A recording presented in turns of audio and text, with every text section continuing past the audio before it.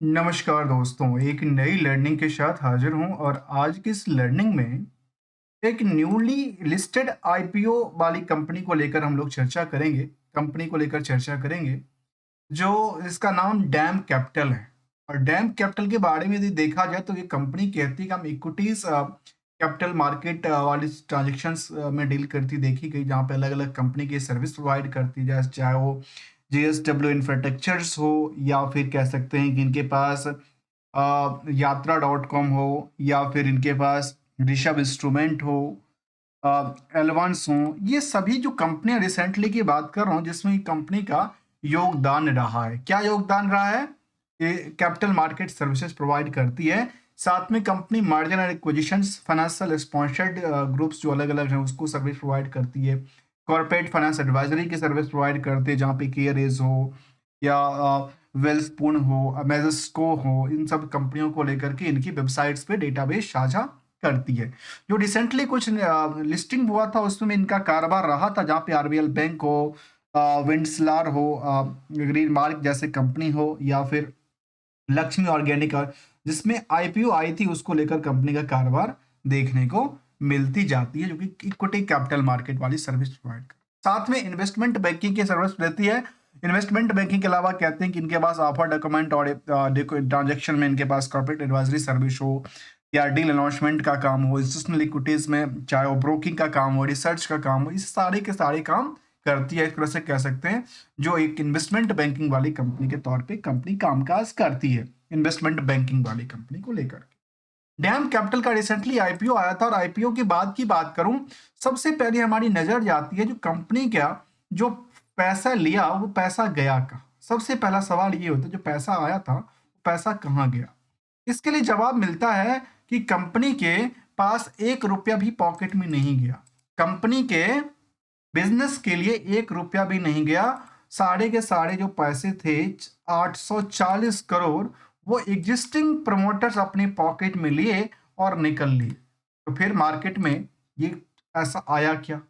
और जब ऐसा आया तो फिर मार्केट में बिजनेस कैसे करेगी कंपनी? चलिए जानने की कोशिश करते हैं। अर्थात ये पुराने प्लेयर अपने पैसे निकाले और छूमंतर हो गए। आइए, क्या मार्केट में यहां से मार्केट सस्टेन कर पाएगी? क्योंकि रिसेंटली की एक आपको कुछ समरी डेटा बताऊं तो रिसेंटली मैंने देखा कि जो जिसमें जिस भी कंपनी में ऑफर फॉर सेल के थ्रू मार्केट में आई थी ना 100% वाली सिचुएशन या ज्यादातर की पोजीशन, वो सभी के सभी में गिरावट रही। जिसमें कि सबसे पहला नाम मुझे याद आता है हुंडई मोटर को लेकर के। हुंडई मोटर में सोचे 17-18% की गिरावट रही है अभी तक में। जबकि इस कंपनी की यदि बात करें तो लिस्टिंग तो बड़ी धूमधाम से हुई, जो कि 38% से ज्यादा गेन करती देखी गई। और आज के टाइम में ये सारे के सारे गिर के आ गए 6% के ऊपर। क्या मार्केट यहां से बेटर कर पाएगी, ये सवाल है। और क्या इसके लिए कुछ टारगेट का बात किया जाता है या कोई एसएल के साथ निकलने की कोशिश तो नहीं चलने की कोशिश है? चलिए आइए जानने की कोशिश करते हैं, एक नजर डालते हैं इस डैम कैपिटल्स एडवाइजर्स को लेकर के क्या क्या आंकड़ा है। देखिए, स्टॉक पी के हिसाब से देखा जाए तो बाकी कंपनियों के लिहाज से यहाँ पे ओवर क्राउडेड की बात कही जाती है। मतलब ओवर क्राउड के पीछे जो वजह हो सकती है, पहला वजह जो इनकी इस कंपनी की क्वालिटी अच्छा खासा है, फ्यूचर अच्छा खासा ग्रोथ करने की उम्मीद किया जाता है या आज के टाइम में सस्ते रेटों में मिल रहा है इस ईयर। तो यहाँ पे कंपनी हायर से लोअर की तरफ देखे तो लगातार ऊपरी सतह से गिरावट दर्ज करती देखी गई है।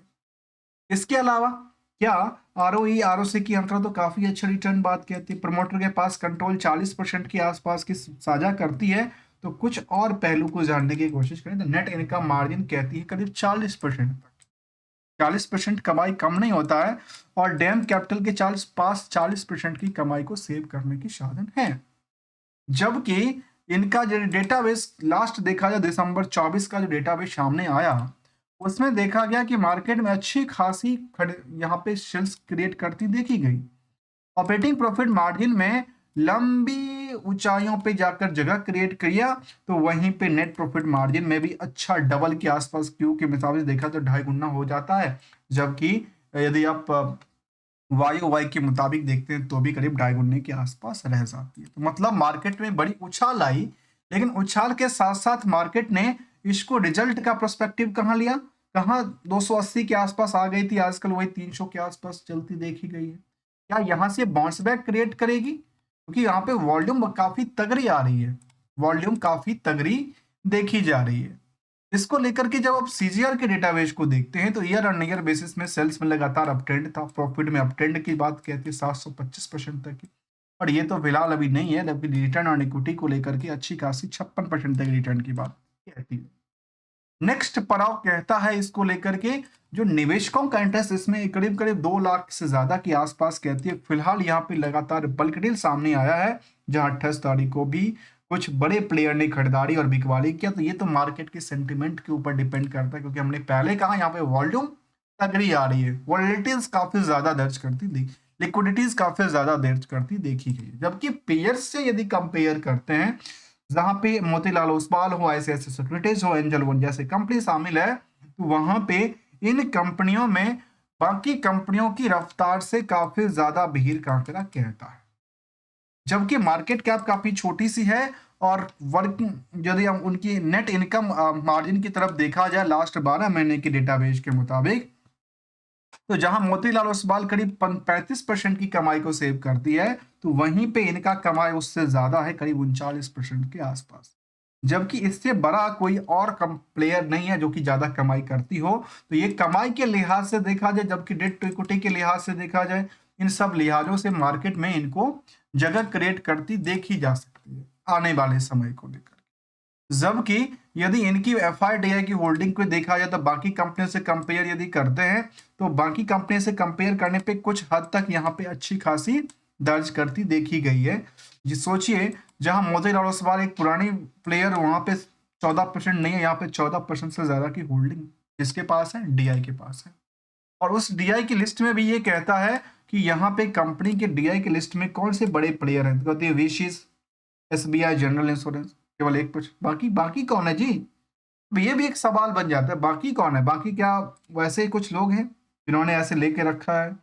इसके अलावा पब्लिक होल्डिंग में कुछ नाम जिक्र करता है, वो भी शायद लगता है कि शायद उसको DI के होना अंदर होना चाहिए था, लेकिन अल्टीमेटली क्या हुआ, अल्टीमेटली वो पब्लिक होल्डिंग में शो करती देखी गई है। लेटेस्ट अपडेट हमने देखा रिजल्ट के प्रोस्पेक्टिव डेटा को लेकर के, जहां पे इसका रिजल्ट आया था, और अभी रिसेंट जब रिजल्ट इसका आया तो रिजल्ट को लेकर कंपनी ने कहा कि हमारा जो फ्यूचरिस्टिक प्लान की बात यदि किया जाए, तो ROE की बात 60% से ज्यादा की बात कहती है। ट्रांजेक्शन 17 ट्रांजेक्शन एग्जीक्यूटेड, जो कि रेज 20,000 करोड़ की बात कहती है।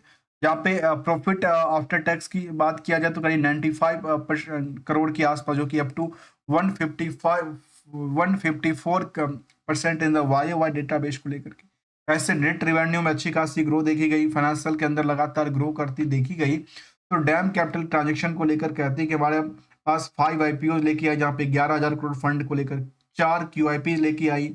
इसके अलावा offer for sale, by one buy back, for advisories, 1 right issues, 1 preferential issues, ये सारी डेटाबेस लोग लेके आई, जहाँ पे कुछ कंपनी के जिक्र किया, जहाँ पे नज़ारा टेक्नोलॉजी हो, वेलस्पून हो, सिल्पास मेडिकेयर हो, वॉक्स हार्ट्स हो, या स्पाइस जेट जैसे कंपनी का जिक्र किया है। फिर उन्होंने कहा कि एफकॉन हो, एक्जिको हो, ये सारी कंपनी को लेकर के IPO के कामकाज भी इनका जिम्मेदारी देखने को मिला था। जबकि इनकी बात करें जो स्ट्रॉन्ग एजुकेशन को लेकर के, तो उन्होंने कंपनी के जिक्र किया कि अल्टीमेटली इनके पास RVLs हो, डीमार्ट्स हो, इनके लिए कंज्यूमर सर्विस, ऑलमोस्ट इनके पास ट्रांजेक्शन में करीब टोटल ट्रांजेक्शन की बात उन्होंने कहा है, ऑलमोस्ट करीब नंबर ऑफ ट्रांजेक्शन कितनी हो जाती है, टोटल नंबर ऑफ ट्रांजेक्शन यहाँ पे काउंट करके नहीं बताया है, अल्टीमेटली 14, 10, ऐसे हेल्थ केयर में, कैपिटल गुड्स में 9, ऐसे कंज्यूमर सर्विस में 9, चाहे वो डीमार्ट्स हों, इस सभी कंपनियों के साथ इनका कारोबार चलती देखी गई है। तो इस तरह से बिजनेस मॉडल तो शायद बेटर कर पाएगी। अभी रिसेंटली की बात किया जाए तो इनको मार्केट में जगह क्रिएट करती देखी गई है। मिलेंगे कुछ नई लर्निंग के साथ, लेकिन गोल्डन रूल कहता है कि जब भी मौका मिले तो प्रॉफिट को काटना भी चाहिए, और जब लॉस भी हो तो लॉस के लिए अपनी कैपिटल को बचाना भी चाहिए। यही एक सिंपल सी रूल कहता है, यही एक टारगेट कहता है कि आखिर इसके लिए टारगेट क्या होगा। टारगेट हमेशा कोई ना कोई अपनी टारगेट को अचीव कर रहा है, और कोई ना कोई अपनी SL के साथ निकल रहा है, तथा 10 के पॉकेट से पैसे निकलेंगे तो 1 की पॉकेट बढ़ेगा, अर्थात वो प्रॉफिट में जाएगी, और 10 का नुकसान तो स्वाभाविक सी बात देखने को मिलती है। वीडियो अच्छा लगा हो तो लाइक और चैनल को सब्सक्राइब करना मत भूलिएगा। We are not an trader, not an advisers, only as learners. Thanks for the joining us.